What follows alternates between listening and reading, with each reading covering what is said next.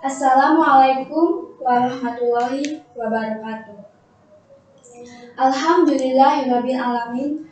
Wassalatu wassalamu ala asrofil anbiya'i wal mursalin wa ala alihi washabihi ajmain. Amma ba'd. Pertama-tama, marilah kita panjatkan puji dan syukur kehadirat Allah Subhanahu wa taala. Berkat karunia-Nya, kita dapat berkumpul di tempat ini meskipun secara daring dengan keadaan sehat walafiat.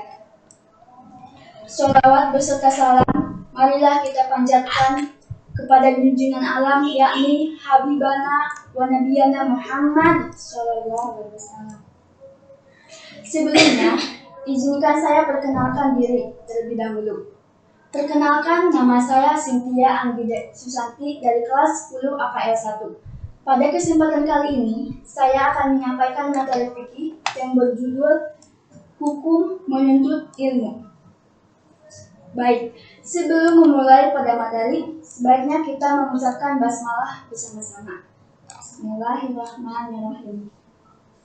Silakan untuk rekan-rekan semua menyiapkan alat tulisnya masing-masing dan tetap menjaga kesehatan dan selalu menerapkan 3M: memakai masker, mencuci tangan, dan menjaga jarak. Untuk menghemat waktu, mari kita ke dalam materi. Hukum mencari ilmu. Apa sih ilmu itu? Mengapa kita membutuhkan ilmu? Berusaha menghasilkan segala ilmu, baik dengan jalan bertanya, melihat, dan mendengar. Kata ilmu dalam bahasa Arab yaitu ilm, yang berarti pengetahuan.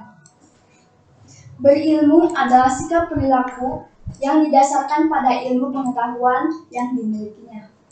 Ilmu merupakan pintu gerbang yang menghantarkan seseorang meraih kebahagiaan dan kesuksesan dunia dan akhirat. Perintah yang mewajibkan ilmu terdapat dalam hadis Nabi, berbunyi thalabul ilmi fardhatun ala kulli muslimin, yang artinya menuntut ilmu itu wajib atas setiap muslim. Kenapa sih penting banget menuntut ilmu? Sebab dengan menuntut ilmu, seseorang memiliki pengetahuan tentang akidah, ibadah, dan hal-hal tentang persoalan dunia. Apalagi jika ilmu-ilmu tentang persoalan duniawi tersebut dapat memperkuat iman dan menuntun manusia lebih taat kepada Allah Subhanahu wa taala. Kehidupan tanpa ilmu akan diibaratkan seperti orang yang berjalan di waktu malam yang sangat gelap tanpa adanya penyuluh yang terang. Dengan ilmu, kita bisa bertahan hidup. Menuntut ilmu tidak mementingkan jarak dan waktu. Ada pepatah yang mengatakan, tuntutlah ilmu walaupun dari Cina. Begitu juga dengan waktu. Tuntutlah ilmu sejak lahir, sejak sang ibu hingga meninggal dunia. Hukum menuntut ilmu terbagi dua, yaitu fardu kifayah dan fardu ain. Hukum menuntut ilmu fardu kifayah berlaku untuk ilmu-ilmu yang harus ada di kalangan umat Islam, sebagaimana juga dimiliki dan dikuasai golongan kafir, seperti ilmu kedokteran, industrian, ilmu falak, ilmu eksakta, dan ilmu-ilmu lainnya. Fardu ain, hukum mencari ilmu menjadi fardu ain jika ilmu itu tidak boleh ditinggalkan oleh setiap muslim-muslimah dalam segala situasi dan kondisi, seperti ilmu mengenal Allah Subhanahu wa taala dengan segala sifat-sifatnya, ilmu tentang tata cara beribadah, dan sebagainya. Menuntut ilmu juga memiliki adab, yaitu niat dan ikhlas kepada Allah Subhanahu wa taala, tekun dan bertawakal, menjauhi segala maksiat, memperbanyak zikir atau mengingat Allah Subhanahu wa taala, menghormati diri sendiri dan orang lain, dan doa dari ayah ibu. Keutamaan orang yang menuntut ilmu: diberi derajat yang tinggi di sisi Allah Subhanahu wa taala. Dan Allah akan meninggikan orang-orang yang beriman di antara kamu dan orang-orang yang berilmu pengetahuan beberapa derajat. Dan Allah Maha mengetahui apa yang kamu kerjakan.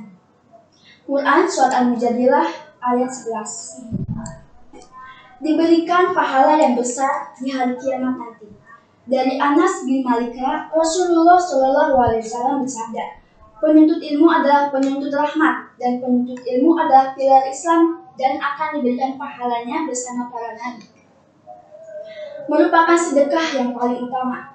Dari Abu Hurairah bahwa Rasulullah Shallallahu Alaihi Wasallam bersabda, sedekah yang paling utama adalah jika seseorang mempelajari ilmu dan mengajarkannya kepada saudaranya sesama muslim. Lebih utama dari seorang ahli ibadah.